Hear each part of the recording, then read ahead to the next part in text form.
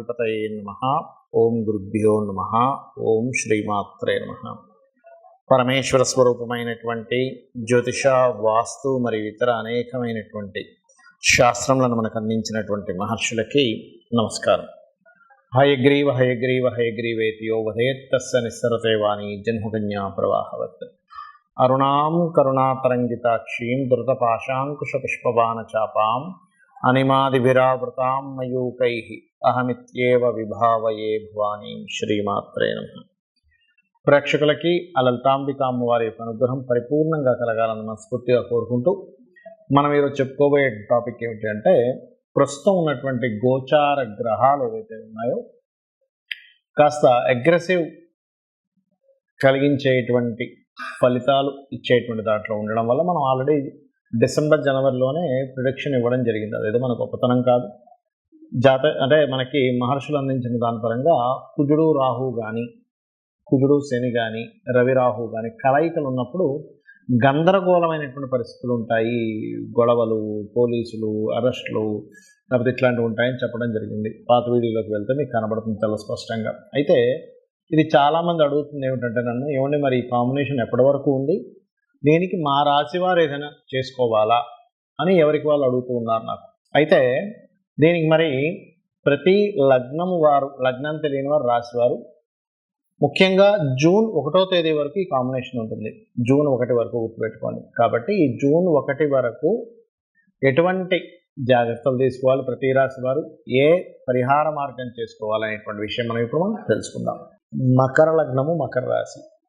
ఈ కుజుడు శని మీదుగా మరియు రాహు మీదుగా ప్రయాణం జరుగుతుంది. కాబట్టి మకరం వారు ప్రత్యేకంగా ఏదైనా ప్రాపర్టీస్కి మనీ ఇచ్చే విషయంలో కావచ్చు, శనితో కలిసి ఉన్నప్పుడు ఏప్రిల్ 15వ తేదీ తర్వాత నుంచి దాదాపుగా మీకు రాహుతో కలుస్తున్నాడు. కాబట్టి అగ్రిమెంట్స్ చేసుకునేటువంటి విషయాల్లో కావచ్చు కొద్దిగా జాగ్రత్త వహించండి.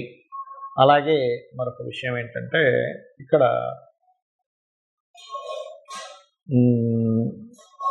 ఈ కాంబినేషన్ ఏదైతే ఉందో కొంతవరకు ఈ కుజుడు రాహుతో కలుస్తున్నప్పుడు ఏం జరుగుతుంటుందంటే, ప్రదేశం మార్పుని ఇస్తాడు మూడులో అధిక గ్రహాలు ఉన్నప్పుడు. కాబట్టి ప్రదేశం మార్పు కానీ, ప్రయాణాలు కానీ, ఇంట్లో తక్కువగా ఉంటూ బయట ఎక్కువగా ఉండడం కానీ, అండ్ ఈ 3వ స్థానంలో ఉండేటువంటి గ్రహం ఏంటంటే కాస్త ఎక్కడైనా మీరు ఇంటర్వ్యూస్కి వెళ్ళినప్పుడు కాస్త స్ట్రెస్ ఏర్పడడం ఇట్లాంటివి కూడా ఇస్తూ ఉంటాయి. కాకపోతే మీకు ఏలినాడ్స్ ఇంకొక సంవత్సరం పాటు ఉంటూ భాగ్యస్థానంలో కేతువు యొక్క సంచారం జరుగుతుంది. కాబట్టి ఏదైనా పుణ్యక్షేత్ర దర్శనం చేసుకోవడం అనేటువంటిది మంచిది అనేటువంటిది పర్టికులర్గా ఇక్కడ చూపిస్తుంది. అయితే ఇక్కడ కాంబినేషన్ ఏదైతే ఉందో మీకు గమనించుకున్నట్లయితే, ఈ యొక్క రాశి వారికి కుటుంబ స్థానంలో శని భగవానుడు ఉంటూ కుజుడు ఉన్నాడు. కాబట్టి మకరం వారు తెలియకుండానే అగ్రెసివ్గా మీరు మాట్లాడుతుంటారు. మీకు తెలియకుండానే మరి ఎందుకంత అగ్రెసివ్నెస్ వస్తుంది, నేను ఎందుకు ఇలా మాట్లాడుతున్నాను అనిపిస్తుంటుంది. బికాజ్ ఆఫ్ శని కుజుల యొక్క సంబంధం 2వ స్థానంలో ఉంది. అలాగే కొంచెం పంటికి సంబంధించింది, కొంచెం నోట్లో కొంత దుర్వాసన రావడం కానీ, కొంచెం మాట్లాడుతుంటే తుప్పర్లు పడ్డం కానీ ఇట్లాంటివి ఇస్తూ ఉంటుంది. కాబట్టి ఈ యొక్క విషయాల్లో కొంత జాగ్రత్త తీసుకుంటూ ఉండాలి. మరియు మరొక విషయం ఏంటంటే, కుటుంబ సభ్యులతో కొంత కఠినంగా వ్యవహరించడం, కుటుంబ సభ్యుల మధ్యనే కొంత ఘర్షణ వాతావరణం ఇలాంటివి ఇస్తూ ఉంటుంది. మరి దీనికి ఎలాగా? నిత్యము శివలింగానికి కనుక నమశివాయ నామంతో అభిషేకం చేయడం ద్వారా ఈ యొక్క ప్రభావం అనేటువంటి పూర్తిగా తగ్గుతుంది. ఫైనాన్స్ రిలేటెడ్ సంబంధం మూలంగానే కొంత ఘర్షణ వాతావరణం పెరుగుతూ ఉంటుంది. మరియు మరొక విషయం ఏంటంటే, ఈ 3వ స్థానంలో రాహు యొక్క సంచారం ఉంది. కాబట్టి 3లో ఉండేటువంటి రాహు యొక్క ప్రభావం ఏదైతే ఉందో ఇది ఖచ్చితంగా మీకు దీని ప్రభావము చాలా మటుకు మంచి ఫలితాలు ఇవ్వాలి. అంటే నవగ్రహాల్లో ముఖ్యంగా కుజుడు, శని, రాహువు, ఈ గ్రహాలకు సంబంధించినటువంటి విషయంలో దీని యొక్క ప్రభావం అనేటువంటి చూపిస్తూ ఉంది. కాబట్టి మీరు ఈ గ్రహాల దగ్గర దీపారాధన చేయడము, గోవు కాస్త బెల్లము, క్యారెట్లు, బీట్రూట్స్, గోంగూర లాంటి పదార్థాలు తినిపించడం అనేటువంటిది మంచి ఫలితాలను ఇస్తుంది. చాలామంది నన్ను అడుగుతున్న విషయం ఏంటంటే, ఉగాది రోజు ఏం చేసుకోవాలి అని అడుగుతున్నారు చాలామంది. అంటే ఏ దేవత ఆరాధన చేసుకోవాలి, ఎలా ఉండాలి, అసలు ఉగాదికి ఏమిటి అని.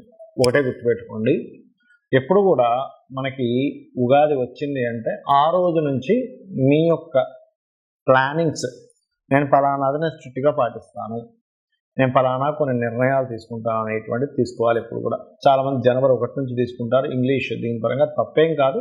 బట్ ఇక్కడ మనకి ప్రకృతి పరంగా అనేకమైన మార్పులు ఉగాది అంటే. జనవరిలో ఎటువంటి మార్పు ఉండదు. కాకపోతే ఏంటంటే అలవాటు పడిపోయాం మనం జనవరి నుంచి డిసెంబర్ ఇయర్ ఎలా ఉంటుంది అనేటువంటిది. రైట్. అయితే మీరు తీసుకునేటువంటి నిర్ణయాన్ని భగవంతుని ముందు కూర్చొని సంకల్పం చేసుకుని, స్వామి లేదా అమ్మవారు అయితే అమ్మవారు, స్వామి అయితే స్వామి ముందు కూర్చొని, ఈశ్వరుడే అనుకోండి, నారాయణుడే అనుకోండి, కూర్చొని నేను ఈ రోజు నుంచి నేను ఫలానా వ్యసనాలు ఏమైనా ఉంటే వదిలేస్తున్నాను, ఏదైనా కామక్రోధాది సంబంధించిన వికారాలు ఉంటే నేను వదిలేస్తున్నాను. ఎందుకంటే నేను ప్రత్యేకంగా క్రోధ సంబంధించిన ఎందుకు చెప్తున్నానంటే ఈ క్రోధీనామ సంవత్సరం అంటారు. అంటే ఏమిటి, ఒకరి మీద ఒకరు ద్వేషాలు, కోపాలు, గొడవలు ఇవి ఇచ్చేటువంటి సంబంధం ఉంటుంది. బికాజ్ ఆఫ్ ఈ ఉగాది మంగళవారం వస్తుంది. మంగళుడు అంటే కుజుడు సహజంగానే ఉగాది వచ్చే సమయానికి పాపగ్రహాలతో కలిసి ఉంటున్నాడు. కాబట్టి ఒకరి మీద ఒకరికి కోపాలు, ద్వేషాలు, గొడవలు ఇవి ఎక్కువగా ఉండే సంవత్సరం అంటారు. అందుకని వీలున్నంత మట్టుకు ఈ సంవత్సరం అంతా కూడా చండీ హోమం చేసుకోవడం కానీ, లేకపోతే మీరు శివ అభిషేకం చేసుకోవడం కానీ, ఏమంటే నువ్వు పలానా దగ్గర చేస్తున్నారు వెళ్ళాలంటే వెళ్ళండి, లేదు అలా కాదు ఇంట్లో కూర్చొని నాకు చేసుకునే స్తోమతం చక్కగా ఇంట్లో కూర్చొని చేసుకోండి. అభిషేకం కానివ్వండి, హోమం కానివ్వండి, ఏదైనా కానివ్వండి.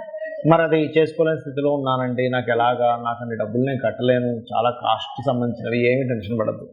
చక్కగా ధ్యానంలో కూర్చొని మీరు హోమం చేస్తున్నట్టుగా ధ్యానంలో ఉండండి. ఆటోమేటిక్గా హోమం చేసిన ఫలితం అంటే మీరు స్థితి కట్టలేని స్థితిలో ఉన్నవారు, ఆల్రెడీ ధనం ఉంది, బోర్డు వేలు లక్షలు సంపాదిస్తున్నాను, నేను అలా కూర్చుంటానంటే కాదు. ఎందుకంటే మీ వల్ల నలుగురికి ఉపయోగం ఉండాలి కాబట్టి ఆ రకంగా ఒకటి చేసుకోండి. అలాగే ఉగాది రోజు ఖచ్చితంగా మీరు ఆలయానికి వెళ్ళడం నేర్చుకోండి. ఉగాది పచ్చడి ఎలాగో ఇంట్లో చేసుకుంటాం, ఇంట్లో పూజ చేసుకుంటాం, ఆలయానికి వెళ్ళడం, ఏదైనా ఒక మంచి పూజ చేయించుకోవడం ఏమవుతుందంటే ఆ రోజు నుంచి మీ యొక్క అభివృద్ధి అనేటువంటిది బాగుండడం జరుగుతుంది. ఆ యొక్క క్రతువు ఏదైతే మీరు ఇంట్లో సత్యనారాయణ వ్రతమే అనుకోండి, చండీ హోమమే అనుకోండి, అభిషేకమే అనుకోండి, లేకపోతే ఓ 10 మందికి చక్కగా అన్నదానమైనా చేయొచ్చు. అంటే ఒక మంచి పని మీ వల్ల 10 మంది పేదలకి ఆకలి తీరింది, ఇది ఒక పుణ్యంగా మారుతుంది.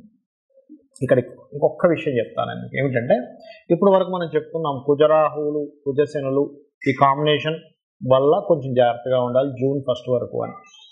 అయితే దీనికి పర్టికులర్గా ఏంటంటే ఈ కాంబినేషను వల్ల మీ పర్సనల్ చార్ట్లో కూడా ఇటువంటి కాంబినేషన్ ఏదైనా ఉంటే, అంటే మీ జాతకంలో శని కుజులు కలిసి ఉన్నారండి, శని రవి కలిసి ఉన్నారు, లేదా రాహు రవి కలిసి ఉన్నారు అన్నప్పుడు మీ జాతకంలో చూసుకుంటే కనబడుతుంది.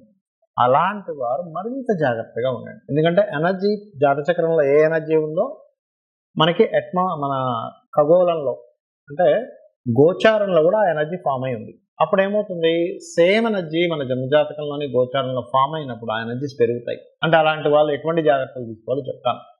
కోపం పెరుగుతుంది తెలియకుండా, మనిషికి చిన్న చిన్న విషయాలకి కోపగిస్తూ ఉంటాడు. దాన్ని కొంచెం అర్థం చేసుకొని దాన్ని తగ్గించుకోండి. అలాగే రెండవది ఏమిటంటే కొంచెం బీపీ లెవెల్స్ ఉన్నటువంటి వారు కొంత జాగ్రత్తగా ఉండండి. మీ జన్మజాతకంలో కనుక స్మూత్ అంటే కూల్గా ఉండేటువంటి స్వభావం ఉన్న గ్రహాల యొక్క దశలు కనుక నడుస్తున్నాయని కూడా అప్పుడు ఏమీ కాదు. అంటే ఎవరు బుధదశ కానీ, శుక్రదశ కానీ, గురుదశ కానీ, చంద్రమహర్దశ కానీ ఇలాంటి దశలు నడుస్తుంటే ఏమీ అవ్వదు. అలా కాకుండా లేదండి మాకు కుజదశ నడుస్తుంది, శని మహర్దశ నడుస్తుంది, రాహుదశ నడుస్తుంది అంటే అగ్రెసివ్ కలిగించే దశలు నడుస్తూ అవి పర్టికులర్గా లగ్నానికో, షష్టమ స్థానానికో అంటే 6వ స్థానానికో, 8వ స్థానానికో ఇలా కనెక్టివిటీస్ ఉన్నప్పుడు మాత్రం కొంచెం ప్రతి విషయాన్ని మీరు మాట్లాడేటప్పుడు కానీ కొంచెం జాగ్రత్తగా ఉండండి. అంటే గోచారంలో ఈ గ్రహాల యొక్క స్థితి ఉన్నప్పుడు మీ జన్మజాతకంలో ఆ దశలు నడిచేటప్పుడు అది కోరిలేట్ అయ్యి దాని ప్రభావం పెరుగుతుంది. దీనికి ఏమిటి రెమెడీ, చాలా సింపుల్. చక్కగా శివాలయానికి వెళ్ళాలి, అభిషేకం చేసుకోవాలి, లేదా మీకు దగ్గరలో గోశాల ఏదైనా ఉంటే గోశాలకు వెళ్ళాలి, చక్కగా గోవుకి బెల్లము, క్యారెట్స్ తినిపించండి, సాక్షాత్ అమ్మవారిని చూశాననేటువంటి భావనతో గోవుని చూడండి, గోవుకు తినిపించండి, మైండ్లో ఫిక్స్ అవ్వండి. నేను చక్కగా రెమెడీ చేసుకున్నాను, నేను చక్కగా గోవుకి తినిపించాను, నేను అభిషేకం చేసుకున్నాను, నేను క్లియర్. ఫస్ట్ మీరు ఈ రకమైనటువంటి మైండ్ సెట్తో ఉండాలి. అప్పుడు ఏమవుతుందంటే మీ జన్మజాతకంలో ఎటువంటి దోషం ఉన్నా, గోచారంలో ఎటువంటి దోషాలు ఏర్పడినా ఏమీ అవ్వదు. ఫస్ట్ మీరు నేను అమ్మవారి పాదాలు పట్టుకున్నాను, అమ్మవారు నాతో ఉంది, నాకు ఏమీ కాదనేటువంటి భావన మీలో రావాలి. అలా చేసుకుంటూ మీరు ఈ సంవత్సరం అంతా కూడా బాగుండాలని మనస్ఫూర్తి కోరుకుంటూ శ్రీమాత్రే నమః.